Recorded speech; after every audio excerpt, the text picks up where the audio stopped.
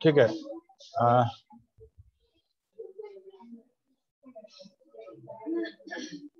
और हम यहाँ पे देखो यही allow participant to unmute themselves, ये ऑन रहता है हमेशा।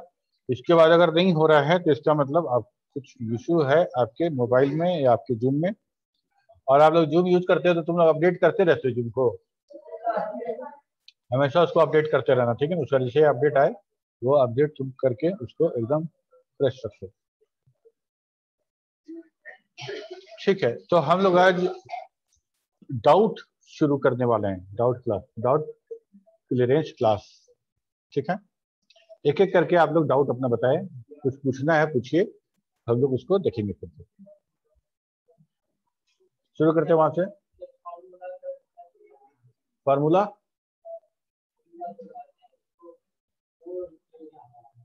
फार्मूला लगाने नहीं आ रहा है। हाँ हाँ हाँ, देखो फार्मूला क्या है, अगर हम बोलते हैं x plus Y, X plus Y, ये तो बहुत तुम अलजेब्रा में कितना फार्मूला तुम बनाए होगे, सिंपल मैथमेटिक्स में ही बनाते थे, जिसमें हम लोग x मान लेते थे और x के साथ इवेलुएट करते थे कोई वैल्यू, उसके बाद उसको हम लोग सॉल्व करके x का वैल्यू निकालते थे, करते थे सर। ठीक है, तो वही फार्मूला यहाँ भी है, यही वही फार्मूला यहाँ भी है। मान लो हम बोलते हैं तुम एक्स प्लस वाई का वैल्यू दे दे, एक्स माइनस वाई का वैल्यू दे दे, तो निकाल लोगे ना एक्स और वाई दोनों, निकल जाएगा। ठीक है, फार्मूला कहने का मतलब वही है। अगर हम तुमको बोले X equal to 3, Y equal to 4, X equal to 3 और वाई इक्वल टू 4, ठीक है, एक्स और वाई, और हम तुमसे पूछे एक्स प्लस वाई क्या होगा, बता दोगे, बता दोगे? वाह, ये तो बहुत बड़का काम कर दिए। एक्स का वैल्यू 3, वाई का वैल्यू 4, सॉल्व तो हो जाएगा बड़ा आराम से, गुना कर सकते हैं, जोड़ सकते हैं, घटा सकते हैं, कुछ भी कर सकते हैं, ठीक है ना। तो ये एक्स और वाई जो तुम्हारा दो वेरिएबल के रूप में जो हम यूज कर रहे हैं, वही यहाँ पे सेल का एड्रेस हो जाएगा, है ना। एक्स की जगह पे हम मान लेते हैं a1 और वाई की जगह मान लेते हैं b1, वहां रखा हुआ है 3, यहाँ रखा हुआ है 4, ठीक है। किसी सेल में जाके तुम लिखो a1 plus b1, x plus Y लिख रहे थे तो अब लिखेंगे a1 प्लस b1। अब a1 प्लस b1 तुम लिखोगे तो कैलकुलेट नहीं होगा, क्यों? क्योंकि हो सकता है कि हम उस सेल में सही में a1 प्लस b1 लिखना चाह रहे हो। एक्सेल को कैसे समझ में आएगा कि तुम a1 प्लस b1 मैथमेटिक्स से अर्थमेटिक करना चाह रहे हो, कैलकुलेट सम करना चाह रहे हो, कैसे जानेगा? समझ रहे हो?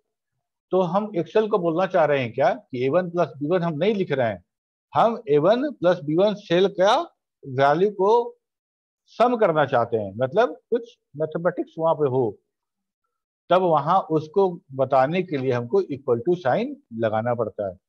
इक्वल टू साइन लगाने और नहीं लगाने के बीच का क्या डिफरेंस है?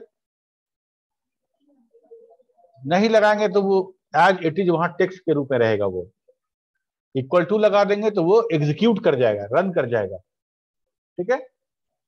और इतना ही नहीं, आप कोई भी फंक्शन लिखेंगे और कितना भी कॉम्प्लेक्स फंक्शन क्यों ना हो, वो इवैल्यूएट होगा। हम लोग फंक्शन जब पढ़े थे तो हम लोग हियरार्की पढ़े थे, मतलब प्रायोरिटी ऑफ द ऑपरेटर भी पढ़े थे, पहले कौन सा ऑपरेटर फिर कौन सा ऑपरेटर, ऐसा करके। जैसे देखो परसेंटेज निकालते समय हमेशा बोलते हैं क्या कि अगर लिखा हुआ है 25/75, ठीक है, तो हम लोग लिखते हैं ना 25 गुना 100/75, लेकिन 25/75 गुना 100 नहीं करते हैं, क्यों? क्योंकि 100 गुना करेंगे तो 75 में 100 से गुना हो जाएगा, ठीक है। तो ये प्रायोरिटी आपको ध्यान में रखनी पड़ेगी अगर कोई इक्वेशन सॉल्व कर रहे हैं तो, ठीक है। Any more question?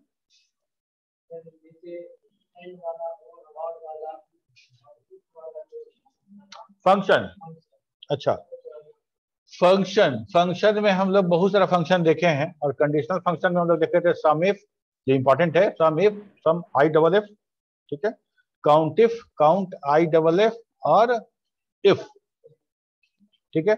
इफ के साथ ही यूज करते थे एंड फंक्शन और फंक्शन, ओके।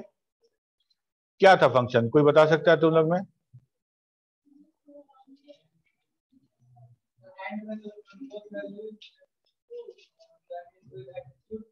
हाँ, ठीक। सबसे पहले शुरू करते हैं सम इफ के बारे में। ठीक है, सम इफ एक सिंपल कॉलम लो और सम कर दो, बहुत आराम से हो जाएगा। ऑटो सम क्लिक कर देंगे, हो जाएगा मेरा। लेकिन किसी कंडीशन पे सम करना है, किसी कंडीशन पे सम करना है। जैसे कंडीशन क्या क्या हो सकता है? कंडीशन या तो जिस कॉलम को सम करना है उसी कॉलम पे लगा सकते हैं, या फिर किसी और कॉलम पे भी हम कंडीशन इंपोज कर सकते हैं। ठीक है, जैसे मान लो किसी ऑफिस का एक शीट है मेरे पास, जिसमें एम्प्लॉय का नेम, उनका डिपार्टमेंट, उनकी सिटी और उनकी सैलरी लिखी गई है। उनकी सैलरी लिखी गई है। तो नेम के अलावा क्या क्या दो फील्ड और बता रहे, दो कॉलम, एक है डिपार्टमेंट और एक है सिटी। ठीक है, और हमको जोड़ना है सैलरी। ओके, अभी तुम काम कर रहे हो, बॉस का फोन आया कि सुनो ऐसा है कि जितने सेल्स सेल्स टीम जितना है, सेल्स में जितने लोग काम करते हैं, सबकी टोटल सैलरी कितनी बन रही है जरा बताओ तो। सेल्स टीम की सैलरी, सारे सेल्स को मिला के सबकी सैलरी कितनी बन रही है? तो तुमको करना क्या होगा, जहां जहां सेल्स आ रहा होगा डिपार्टमेंट में, वहां वहां की सैलरी को ऐड करना पड़ेगा तुमको। ठीक है, तो हम लोग कैसे करेंगे? सम इफ से। सम इफ से, सम इफ में क्या करेंगे हम लोग? कंडीशन देंगे, जो रेंज कंडीशन रेंज है उसमें हम लोग डिपार्टमेंट को पूरा रो पूरा कॉलम सेलेक्ट कर लेंगे डिपार्टमेंट वाला, और वहां पे इवेलुएट करेंगे उसको, क्या देंगे? Condition cells. ठीक है, तो हो गया कंडीशन। और जोड़ना किसको है? तो हमको जोड़ना है सैलरी वाले को, तो जिसको जोड़ना है उसका भी दे दो, खत्म हो गया, जुड़ गया सेल्स का। ठीक है, ये तो हो गया दूसरे कॉलम के आधार पे। अगर उसी कॉलम के आधार पे जोड़ना है तब कैसे करेंगे? तो हमको कोई ना कोई कंडीशन लगाना पड़ेगा। जैसे 50,000 के ऊपर वाली सारी सैलरी को जोड़ दिया जाए। ठीक है, हो गया काम। या 30,000 के नीचे वाले सारी सैलरी को, कुछ तो कुछ कंडीशन देना पड़ेगा, है ना। सम इफ है, कंडीशनल सम है, तो कंडीशन क्या क्या दे सकते हैं हम लोग? अगर जिस कॉलम को सम करना है उस कॉलम पे अगर हमको कंडीशन देना होगा तो ऐसे ही कंडीशन देंगे। ठीक, और किसी और कंडीशन पे देना होगा तो जैसे भी बताए। इतना ही नहीं, तुम सेल्स के अलावा किसी और टीम का भी दे सकते हो। तुम सिटी पे कंडीशन दे सकते हो, सिटी वाला कॉलम चुन लो, लिख दो कि पटना का सम चाहिए। तो पटना में जितने एम्प्लॉय चाहे किसी डिपार्टमेंट के हो, अगर पटना के हैं तो टोटल पटना ब्रांच की सैलरी कितनी बन रही है पता चल जाएगा, है ना। नेक्स्ट,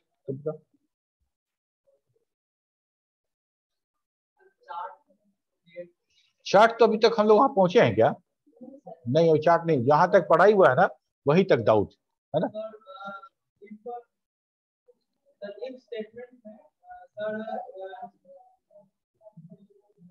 ये केस मैजिकल है, जैसे सेल्स है तो स्मॉल में लिखिए, तो स्मॉल वाले को इवैल्यूएट करेगा और अपर केस को भी इवैल्यूएट करेगा क्या? हाँ, कर लेगा, अब दोनों को करेगा।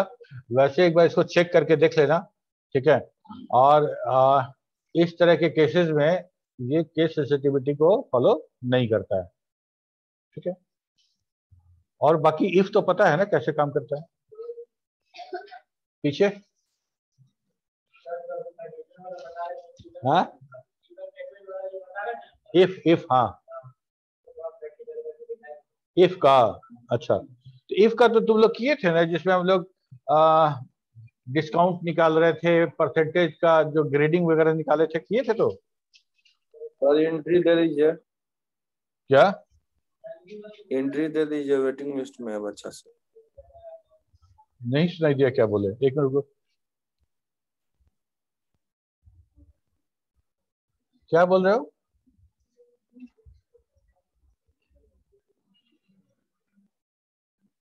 कुछ बोले अभी तुम लोग में से कोई कुछ बोला था, फिर से बोलो, सुन नहीं पाए हम। सब बोला एंट्री दे देने के लिए सर, वेटिंग लिस्ट में। अच्छा अच्छा,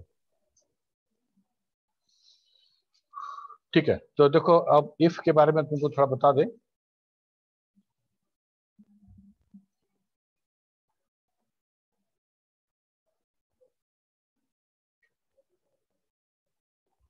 यहाँ पे देखो, ये जो परसेंटेज तो तुम कैलकुलेट कर दिए, यहाँ पे ये ग्रेडिंग करना था। तो ग्रेडिंग के लिए हम लोगों ने कुछ बनाया था, एक स्लैब बनाया था। देखो ये वाला स्लैब, ठीक है। ये स्लैब था कि 80 से ज्यादा है तो ए, और 70 से ज्यादा और 80 के बीच में, बिटवीन 1780 बी, और 60 से 70 सी, और 50 से 60 के बीच में डी, ठीक है। खैर, इसको समझेंगे हम लोग। उसके पहले एक छोटा सा और आसान सा देखते हैं। यहां पे अगर मान लो हम ऐसा करें, 1 2, इसका एक सीरीज बनाते हैं, ठीक है। और यहाँ पे हमको जानना है कि ऑड नंबर है कि इवन नंबर है, ठीक है। ऑड है कि इवन है, ये जानना है। तो कैसे करेंगे बताओ, किसको पता है बताओ। लॉजिकल टेस्ट में क्या जाएगा, इवन निकाल रहे हैं हम लोग, है ना। इवन या ऑड, 2 से भाग देंगे और रिमाइंडर 0 आएगा, तो वो ऑड हो जाएगा, इवन हो जाएगा। लगता है शेयर नहीं है, स्क्रीन एक बार कर दे हम लोग।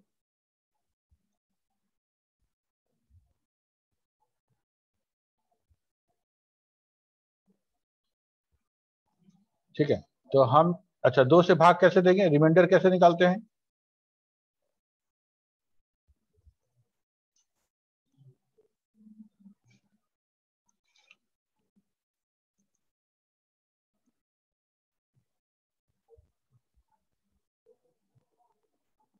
इफ, रिमाइंडर कैसे निकालते हैं,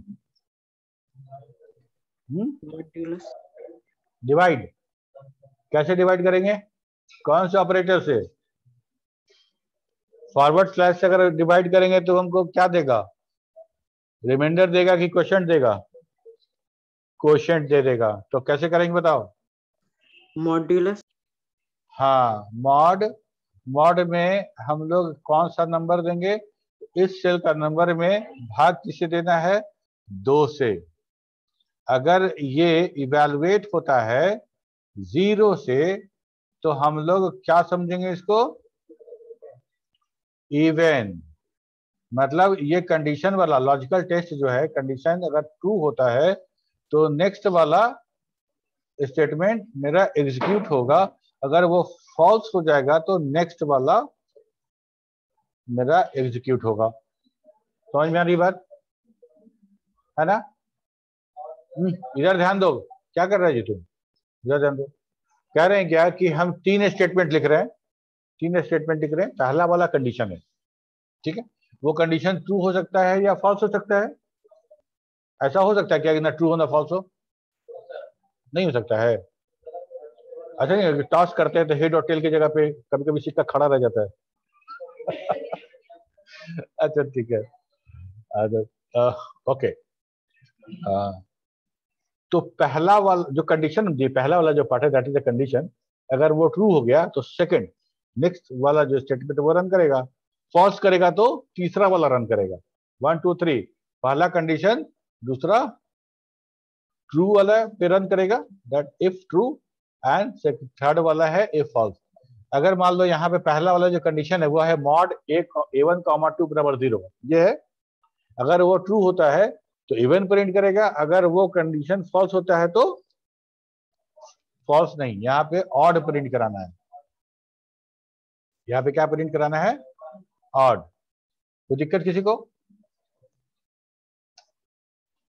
और अभी क्या करना है कि इसको नीचे ड्रैग कर देना है, ठीक है। तो जो इवन है जो ऑड है वो हो गया, ठीक।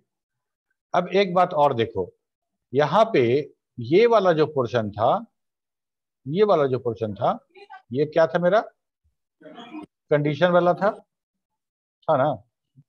ओके, अब इस कंडीशन वाले पे क्या ऐसा संभव है कि हम दूसरा इफ लिख दें।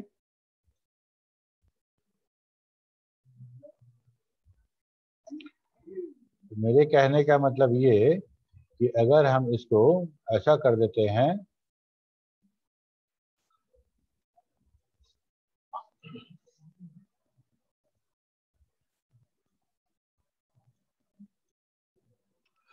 मान लो हम देख रहे हैं ना कि इफ लिखते हैं, इसके बाद हम इक्वल टू नहीं लिखे, इक्वल टू लिखें तो फॉर्मूला में चल जाएगा, तो फिर हम जो लिखना चाहते हैं नहीं लिख पाएंगे। ये वाला जो पोर्शन है that is the condition portion. इसके बाद है ये वाला रन करेगा जब ट्रू होगा तब,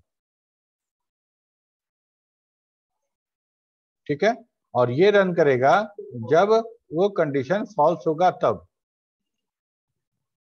यही है ना? ओके। अब ऐसा सोचो कि हम इसमें इस ट्रू वाले कंडीशन पे एक अलग से इफ लिख दें। यहां पे हम क्या लिख दें? इफ, फिर वही बात कि ये हो गया कंडीशन, ये हो गया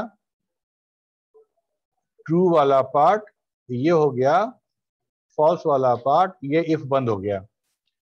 इसका मतलब ये हुआ कि अगर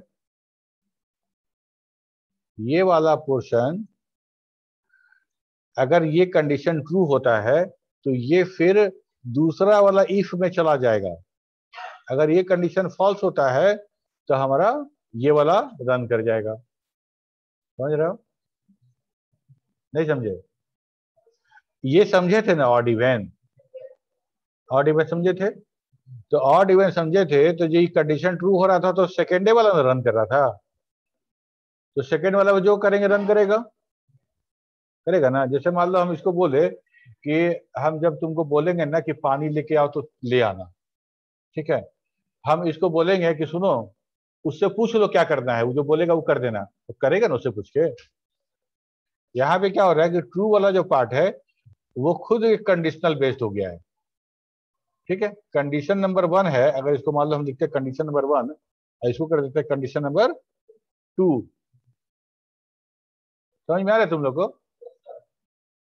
तो अगर कंडीशन नंबर 1 ट्रू हो जाता है तो नेक्स्ट वाला यही वाला हमको रन कराना था, क्योंकि यही वाला रन करता, that is the true part. और उस ट्रू पार्ट पे हम कोई काम न देके फिर कंडीशन लगा दिए, उससे पूछ दो, जो कहेगा कर देना, ठीक है। तो जैसे ही एक्सेल कंडीशन 1 को ट्रू मानेगा और ट्रू वाले पार्ट पे आएगा, वहां फिर इफ खड़ा मिलेगा उसको, ठीक है। तो फिर इफ से पूछना पड़ेगा कि कंडीशन ट्रू है कि नहीं है। अगर है तो ये वाला काम करो, और फॉल्स है तो ये वाला काम करो। और ये कब होगा? जब ये कंडीशन ट्रू होगा तब। अगर ये कंडीशन फॉल्स हो गया तो ये सारा का सारा इसको स्किप कर जाएगा और सीधे यहां पास चला आएगा। समझ में आ रही बात? अच्छा, क्या ऐसा हो सकता है कि हम यही इफ वाला कंडीशन हम वहां भी लिख दे, यहां भी?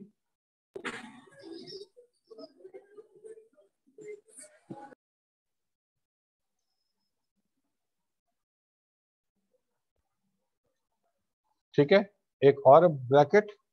अब यहां देखो क्या हो रहा है।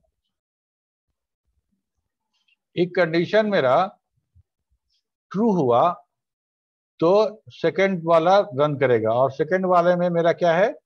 अगेन कंडीशन ट्रू फॉल्स है। अगर ये कंडीशन मेरा कंडीशन नंबर 1 फॉल्स हो जाता है तो आएगा सीधे फॉल्स वाले पे, वहां फिर इफ मिलेगा, वहां फिर उसको इफ मिलेगा, फिर उसको इवैल्यूएट करना पड़ेगा जिस कंडीशन नंबर 3 को।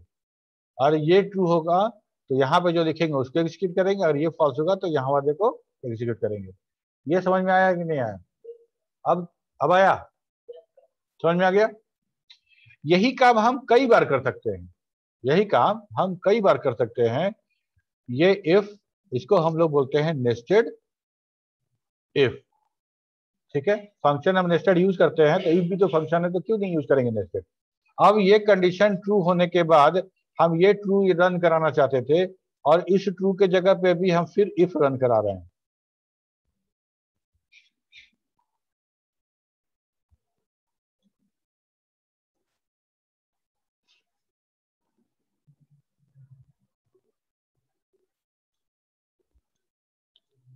ठीक है, और ये कंडीशन नंबर हो गया 4। तो ऐसा करके हम कितनी बार भी इफ को यूज कर सकते हैं, ठीक है। हम लोग जो ग्रेडिंग वाला काम किए थे उसमें एकदम एग्जैक्टली यही काम किए थे हम लोग।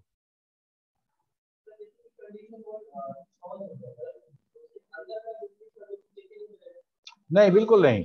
अगर मान लो एक कंडीशन फॉल्स हो जाता है तो सीधे वो जंप कर जाएगा फॉल्स वाले एरिया पे, फॉल्स वाले पे चला जाएगा, उस आगे फर्दर कुछ चेंज नहीं करेगा। ठीक है। अब यहाँ पे एक बात और देखना था हम लोग को कि अगर ये कंडीशन दो कंडीशन पे बेस्ड है, अगर ये कंडीशन दो कंडीशन पे बेस्ड है तो क्या करेंगे। तो हमको लिखना रहता है, मान लो कि ये कंडीशन 0 एंड 1 दोनों पे बेस्ड है, कंडीशन 0 एंड कंडीशन 1 दो अलग अलग कंडीशन है, और दोनों कंडीशन ट्रू होगा, तब हम कुछ स्टेटमेंट को रन कराना चाहते हैं। तब क्या करेंगे बताओ। एंड फंक्शन को कॉल करेंगे और उसमें कंडीशन 0, कंडीशन 1 इसको पास करेंगे। ठीक है। तो हम जैसे ही इस दोनों कंडीशन को पास करेंगे, कंडीशन 1 में क्या हो सकता है कि this one equal to 0, this one equal to 1, कुछ भी, तो दो कंडीशन लिख देना है। दोनों कंडीशन को ऐसे एंड के साथ लिखेंगे, और ये दोनों कंडीशन में से दोनों अगर सही होगा तब हम इसको ट्रू मानेंगे और ये कंडीशन 2 को रन कराएंगे, तब कंडीशन 2 को रन कराएंगे। और अगर दोनों में से कोई भी एक कंडीशन फॉल्स हो गया तो सीधे हम फॉल्स पे चले जाएंगे, सॉरी इस कंडीशन 3 को रन कराएंगे, क्योंकि फॉल्स वाले पोर्शन पे ये लिखा गया है। अगर मान लो कि दोनों में से कोई एक कंडीशन ट्रू होने पे हमको इवैल्यूएट करना था तो हम लिखेंगे और। ठीक है, तुम लोग को समझ में आया। आदित्य, सतीश तुम्हारा वीडियो ऑफ है, रिमूव कर दें।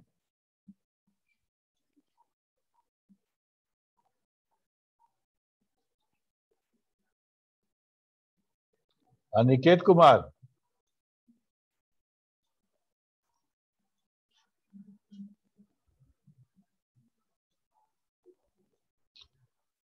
चलो यहां तक हो गया क्लियर तुमको। तुम्हारा कुछ सवाल तुम लोग बताओ। पाइवोट टेबल बता दें, चलो ओके। तो पाइवोट टेबल में हम लोग को करना क्या था, कोई एक टेबल लेके, जैसे यही टेबल लेके हम लोग बनाए थे पाइवोट टेबल। ठीक है। और ये जैसे टेबल का मतलब क्या समझ रहे हो, रो एंड कॉलम में डेटा अरेंज किया रहेगा, दैट इज द टेबल। ठीक है। और उस टेबल को सिंपल टेबल में यूज करेंगे तो हमको कुछ खास नहीं फॉर्मेटिंग मिलता है, और ऑटोमेटिक एक फिल्टर लग जाता है हमको टॉप रो में, जिसको बोलते हैं हेडर रो। पाइवोट टेबल में हम लोग को इस टेबल को अरेंज करने का व्यवस्था मिलता था कि कैसे हम इसको अरेंज कर सकते हैं, अलग अलग तरीके से अलग अलग इंफॉर्मेशन को हम लोग यूज करते थे। क्या होने दिया।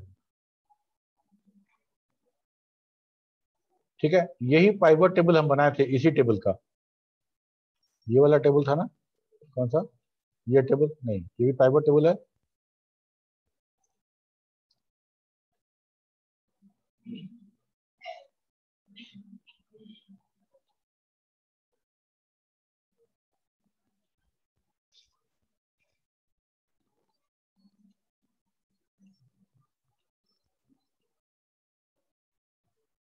कहाँ चला गया, 6 में,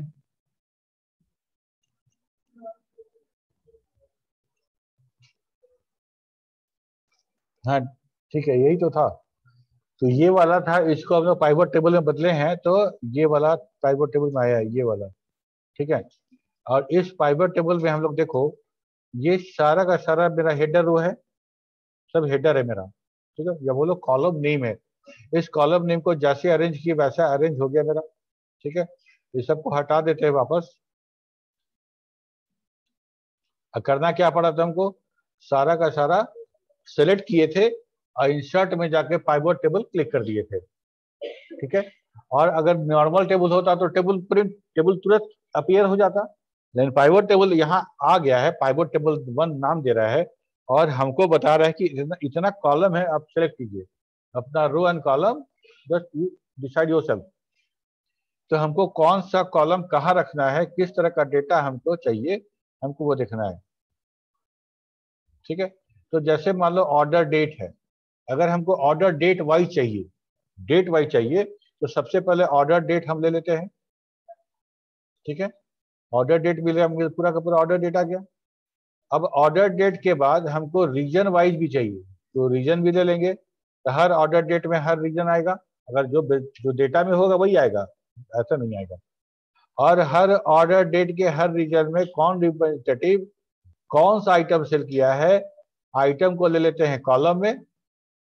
ठीक है, यूनिट्स भी हमको ऐसे ही मिल जाएगा। ठीक है, लेकिन अगर देखो यूनिट्स भी कॉलम में ले रहे हैं ना, तो यूनिट्स अलग हो जा रहा है, हमको ऐसा नहीं चाहिए था।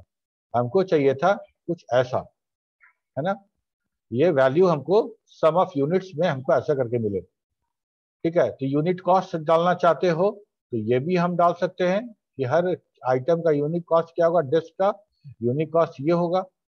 ठीक है, लेकिन इसमें एक प्रॉब्लम ये है ना कि एक ही चीज बार बार आ रहा है। डिस्क का कॉस्ट अगर 19.9 है तो बार बार आएगा, तो उस हिसाब से हम इसको घसका सकते हैं यहां से वहां। ठीक है, तो यहाँ पे यूनिट कॉस्ट मेरा यहाँ पे ऐसे आएगा।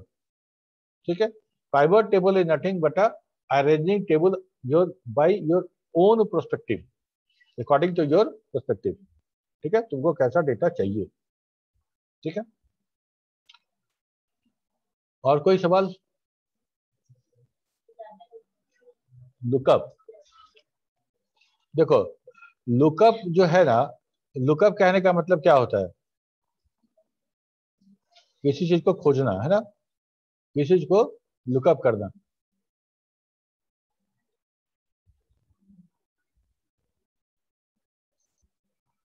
किसी चीज को ढूंढना।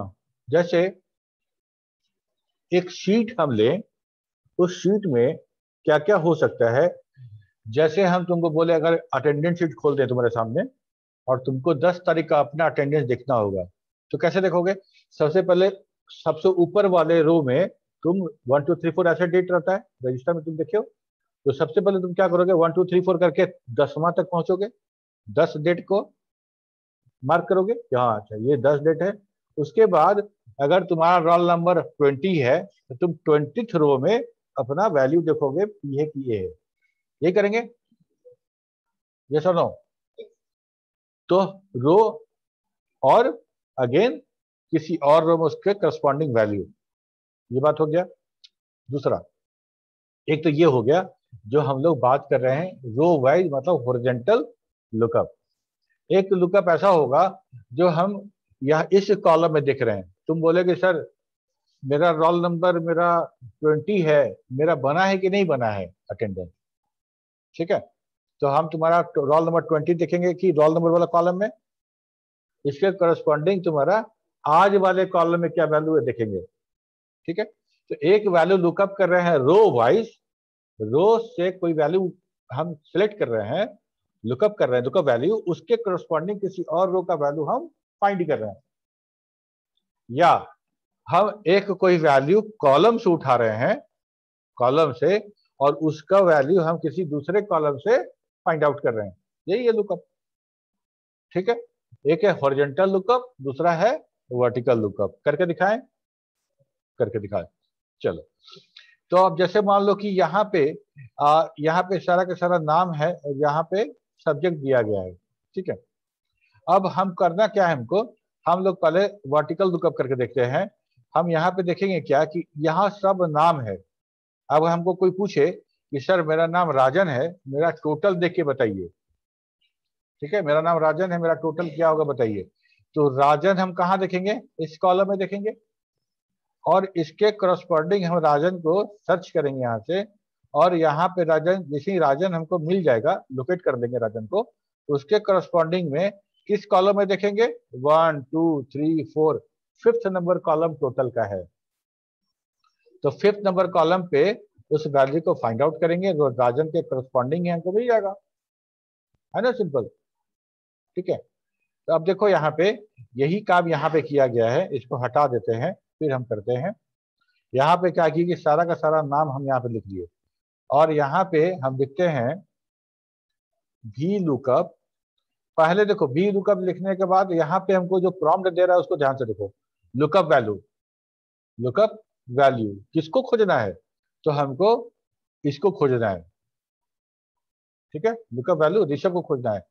कहां से खोजना है, तो इस एरे से खोजना है, इस शीट से खोजना है।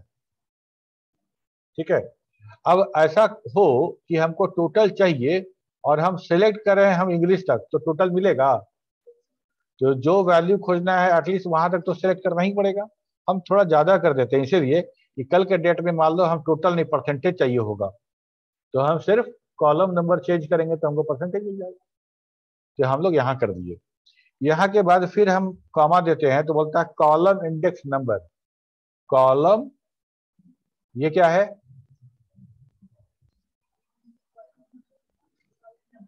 किस कॉलम का डेटा हमको चाहिए?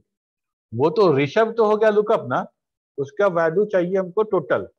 ठीक है, तो कॉलम नंबर बताओ टोटल का, 5।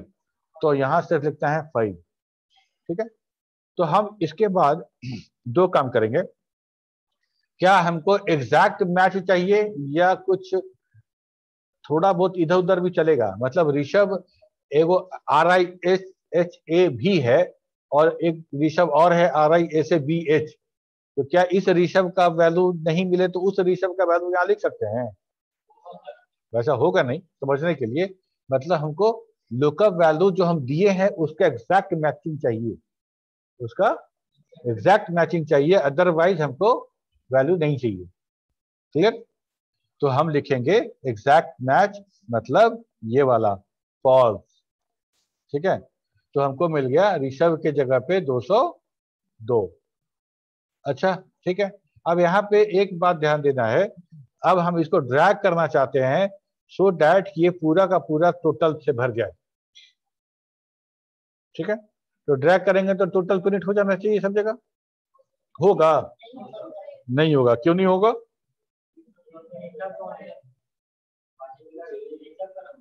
हाँ,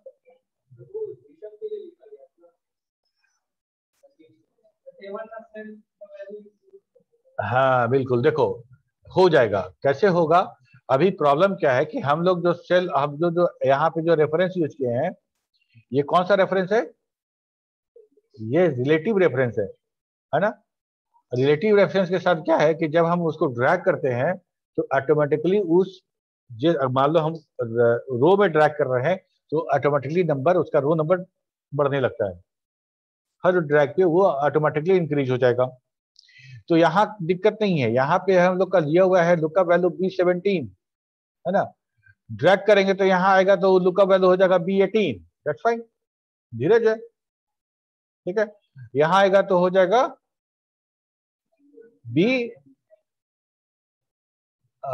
B19, तो प्रीतम मिलेगा, ये भी ठीक है। प्रॉब्लम कहाँ है? प्रॉब्लम है B6 और H12 में। 20 जैसे ही ड्रैग करेंगे तो B6 B7 हो जाएगा, H12 H13 हो जाएगा। अब तो हम लोग उस देखते हैं B7 कहाँ आएगा, देखो तो B7 यहाँ पे आएगा ना, that is B7। B6 B7 हो जाएगा, तो B7 मतलब यहाँ। ठीक है, और H13 कहाँ आएगा? यहाँ, है ना? B7 और H13, ये वाला एरिया आएगा, हमको मिलेगा जहां से हमको फाइंड आउट करना है। ठीक है, तो धीरे धीरे क्या होगा कि हमारा अगला नेक्स्ट बढ़ेंगे तो फिर नेक्स्ट में धीरज छूट जाएगा, प्रीतम आ जाएगा। तो हमको ये नहीं करना है, हमको मेरा जो सर्चिंग के लिए, सर्च करने के लिए जो दिया गया है सीट, उसका एड्रेस हमको फिक्स करना पड़ेगा। कैसे करेंगे? तो हमको करना क्या है, यहाँ पे आना है और यहाँ पे आने के बाद F4 प्रेस करना है। तो पहली बार जब F4 प्रेस करोगे तो दोनों हमारा फिक्स हो जाएगा, रो एंड कॉलम दोनों। ठीक है, कोई दिक्कत नहीं है। ठीक है, और एक बार और अगर हम प्रेस करें F4 तो रो छोड़ देगा, सिर्फ कॉलम फिक्स करेगा। ठीक है, और सेम काम हमको H के साथ भी करना है। F4, दो बार F4 दबाओ तो मेरा कॉलम फिक्स हो गया और रो को छोड़ दिए। रो को क्यों छोड़ दिए? क्योंकि हम ड्रैग रो में तो कर नहीं रहे हैं, तो रो कब बढ़ेगा? जब हम ड्रैग करेंगे रो वाइज। हम चूंकि कॉलम वाइज ड्रैग कर रहे हैं इसलिए कॉलम को फिक्स करना जरूरी था। ठीक है, क्या हम दोनों फिक्स करते तो एरर दे देगा कि आप रो क्या फिक्स कर दिया, आप तो रो में तो ड्रैग कर नहीं रहे थे। नहीं होगा। अगर कंफ्यूजन हो तो यहां आओ, फिर F4 दबाओ, ठीक है, तुम दोनों फिक्स कर लो, नो इश्यू। लेकिन तुमको कॉलम एटलीस्ट फिक्स करना ही पड़ेगा। ठीक है, एटलीस्ट कॉलम फिक्स करना ही पड़ेगा। इसके बाद हम इसको ड्रैग कर सकते हैं। और ध्यान देना, पहले वाले को हम लोग नहीं फिक्स किए हैं, पहले वाले को फिक्स नहीं किए हैं। क्यों नहीं किए हैं? क्योंकि हमको लुकअप वैल्यू चेंज करना है, तभी तो धीरज प्रीतम प्रत्येक सुख खोजेगा, है ना। ये था मेरा वर्टिकल लुकअप। हॉरिजॉन्टल लुकअप कैसे होगा? ये देखो, यहाँ पे हम लोगों ने क्या किया, इस टेबल का हम लोगों ने ट्रांसपोज करके उल्टा कर दिया, मतलब रो कॉलम में, कॉलम रो में। तो अब नाम लेके चले गए ऊपर। अब हमको ऋषभ खोजना है फर्स्ट रो से, और टोटल खोजना है 1 2 3 4 5th रो से। काम वही होगा बिल्कुल। ठीक है, जैसे मान लो हमको टोटल लिखना है, टोटल, और यहां लिखना है VH लुकअप। लुकअप में खोजना किसको है? इसको खोजना है। और हमारा जो एरिया है वो ये है, और इसमें हमको इसको फिक्स भी करना है।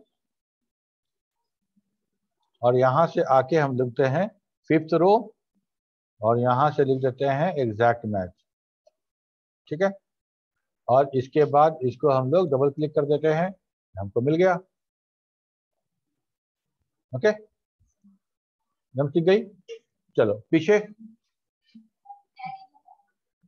एरे।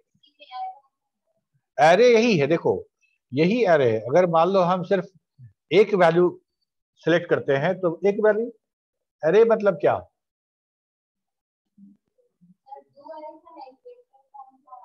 हाँ, कौन सा फॉर्म का? अच्छा, लुकअप का। अच्छा अच्छा अच्छा, समझ गया।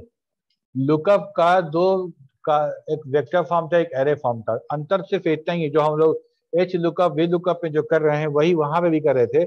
अंतर सिर्फ ये था कि हम यहाँ पे हम कॉलम नंबर दे रहे हैं ना, रो नंबर या कॉलम नंबर दे रहे हैं फाइंड आउट करने के लिए। वहां पे नहीं था, वहां पे बाय डिफॉल्ट वो लास्ट वाला ही देता था। वहां फर्स्ट वाला से लुकअप करेगा और लास्ट वाला वैल्यू हमको रिटर्न करके देगा। यहाँ पे मेरे पास ऑप्शन है कि हम 4th लिखेंगे तो 4th कॉलम का मिलेगा, 5 लिखेंगे तो, अगर एच लुकअप कर रहे हैं तो 4 लिखेंगे तो 4th रो का मिलेगा, 5 लिखेंगे तो 5th रो का मिलेगा। वो थोड़ा सा उसको सिंप्लीफाई किया गया था, और वो उसमें रो और कॉलम इंडेक्स हम यूज नहीं करते थे। समझ में आ रही बात? अच्छा, और उसका जो वेक्टर फॉर्म था वो भी ऐसा ही था, जिसमें हम यूज करते थे, जैसे हम लोग करके देखे थे ना, कि अगर मान लो कि हमको डिस्काउंट निकालना है, हमको डिस्काउंट निकालना है, उसका डेटा शीट भी हम मेरे पास होना चाहिए।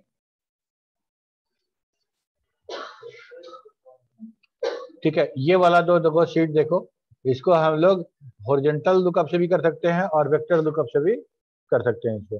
ठीक है, हमको करना क्या था, यहाँ पे हमको देखो, यहाँ एक तो काम ये हो गया कि हम लुकअप यूज किए। लुकअप यूज करने के बाद लुकअप किसको करना है? इस वैल्यू को लुकअप करना है। किसको? 15,000 को, सॉरी 1500 को लुकअप करना है। कहाँ लुकअप करना है? तो किस रो में लुकअप करना है? तो इस रो में करना है। ठीक है, तो हम पूरा का पूरा सिलेक्ट करके नहीं देंगे। हम पूरा का पूरा सिलेक्ट करके नहीं देंगे, लुकअप कहाँ करना है वो अलग देंगे, और उसके करस्पॉन्डिंग रिजल्ट कहाँ चाहिए वो अलग देंगे। ध्यान देना इस फॉर्मूला पे। यहाँ पे B4 से E4, B4 से E4 मेरा लुकअप के लिए है, जो ग्रीन से सराउंडेड है। ठीक है, और कॉमा देके जहां हम कॉलम रो नंबर लिख देते थे, रो नंबर ना लिख के वो पूरा को सिलेक्ट कर लिए कि मेरा जो रिजल्ट आएगा वो B6 से E6 के बीच का आएगा। समझ में आ रहा है? इसके पहले हम लोग क्या कर रहे थे, पूरा का पूरा सिलेक्ट कर दे रहे थे। वो काम यहाँ पे हम नहीं किए हैं, दोनों अलग अलग है, दोनों एक ही जैसा है ना। तो हर बार हर वर्षन में ये कुछ कुछ इनहांस होता गया। पहले किसी वर्षन में लुकअप होगा और बाद में हम, आई एम नॉट श्योर, ऐसा हो सकता है कि बाद में भी लुकअप ऐड किया गया हो और बैकवर्ड कंपेटेबिलिटी के कारण लुकअप को स्टिल रखा गया हो, ठीक है। लेकिन लुकअप का कोई भी काम होगा, आपको भी लुकअप और H lookup is sufficient to deal with it. आपको लुकअप वेक्टर और लुकअप एरे यूज नहीं करना पड़ेगा, वो ज्यादा रिच और ज्यादा अच्छा फंक्शन है, ठीक है। ये समझ में आया तुमको अभी जो बताए, ठीक है, ओके। नेक्स्ट,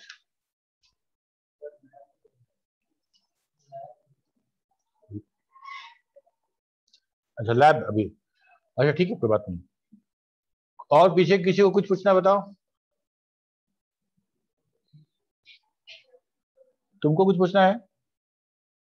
तुमको नहीं? तो हम पूछे तुमसे? तुम नहीं पूछोगी तो हम पूछते हैं।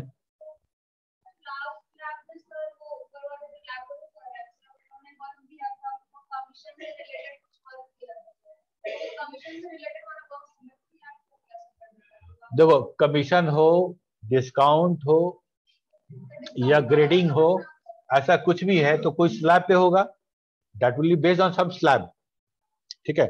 कमीशन कहने का मतलब कि 1000 तक का अगर आप सेल कर रहे हैं तो 10% मिलेगा, 2000 का अगर आप बिजनेस कर रहे हैं तो आपको ज्यादा मिलेगा, 5000 कर रहे हैं तो उतना ज्यादा मिलेगा। तो वो स्लैब होना चाहिए, बिल्कुल वैसा ही जैसे हम लोग डिस्काउंट किए थे, इतना खरीदारी पे इतना डिस्काउंट और इतना खरीदारी पे इतना डिस्काउंट, ठीक है। तो स्लैब रहेगा तुम्हारे पास, ध्यान इधर ध्यान दो, स्लैब रहेगा तुम्हारे पास। तो हम अगर उस स्लैब को अगर ऐसा करके देखो, ये भी तो वैसा ही है ना, ये वाला तुम देखो, ये अगर तुम्हारा बिजनेस है, बिजनेस वॉल्यूम है और ये स्लैब दिया गया है, ठीक है। तो हम निकाल लिए ना परसेंटेज, किसको कितना डिस्काउंट मिला। अंतर क्या है, इसको लुकअप करेंगे हम तो हम लोग एग्जैक्ट मैच पे नहीं जाएंगे। एग्जैक्ट मैच पे जाएंगे तो क्या होगा, देखो यहाँ पे ध्यान देना। मान लो कि हम मान लें कि ये मेरा दिया गया है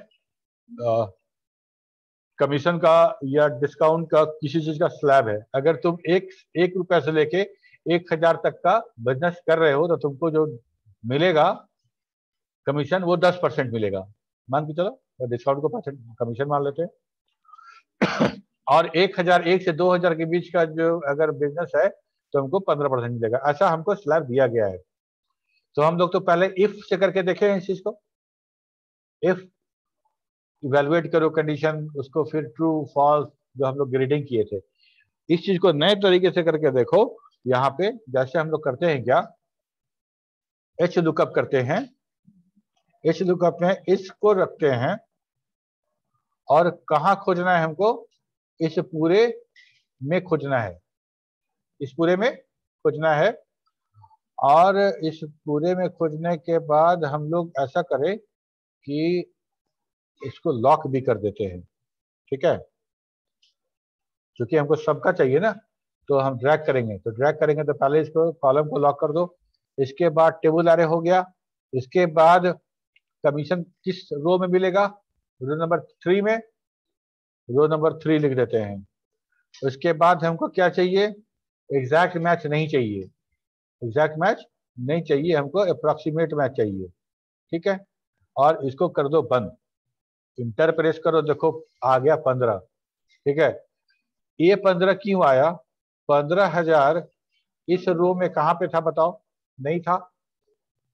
तो हम लोग जब बात किए थे कि लुकअप वैल्यू में जब लुकअप करते हैं और वो वैल्यू हमको नहीं मिलता है तो अप्रोक्सीमेट मैच जब हम कराएंगे तो उस वैल्यू से लेस देन, मतलब एकदम उस वैल्यू से छोटा, सबसे क्लोज वैल्यू जो होगा वही मिलेगा। तो हमको 1500 खोजना था, तो ये मिलेगा कि ये मिलेगा कि ये मिलेगा, 1500 से कम सबसे छोटा अंक कौन सा है, 1001। तो इसके करस्पॉन्डिंग हमको थर्ड रो में क्या मिला, 15 मिल गया, मिल गया ना, ठीक है। अब मान लो 20 है तो 20, अच्छा सॉरी 2500, 2500 कहाँ मिलेगा, इस तो ज्यादा हो गया, तो 2500 से कम सबसे छोटा नंबर कौन सा है? 2001 है। तो 2001 के करस्पॉन्डिंग क्या मिलेगा हमको? 20% मिलेगा। ठीक है, तो इसको तुम अगर ड्रैग करोगे तो तुमको सारा का सारा कमीशन मिल जाएगा। अंतर सिर्फ इतना है कि जब हम अगर अप्रोक्सीमेट मैच यूज करते हैं तो ये ऑर्डर में होना चाहिए, असेंडिंग ऑर्डर में होना चाहिए। ठीक है, क्यों होना चाहिए सोचो। एक्सेल इस सेल को पढ़ रहा है और उसमें वो 1500 खोजना चाह रहा है, 1500 नहीं मिला तो नेक्स्ट सेल में गया, वहां भी 1500 नहीं मिला, तो उसको पता नहीं कि नेक्स्ट सेल में क्या लिखा गया है, तो वो नेक्स्ट सेल में गया, वहां वो 1500 से ज्यादा मिल गया उसको। ठीक है, तो वो ये इमेजिन करके मान रहा है कि आगे बढ़ेंगे तो और ज्यादा ज्यादा मिलता चला जाएगा। ठीक है, तो ये कब होगा? जब नंबर शॉर्टेड ऑर्डर में होगा। तो जैसे ही 2000 मिल गया, बोला ओहो ये तो गड़बड़ हो गया, 1500 तो पीछे छूट गया, वापस चलो। तो अपने ठीक एक पीछे आएगा और वो नंबर जो होगा उसी को मैच मान के आगे बढ़ जाएगा। समझ में आया बात? क्लियर है सबको? चलो बहुत अच्छी बात है। आप लोग का कोई सवाल हो तो बोलिए।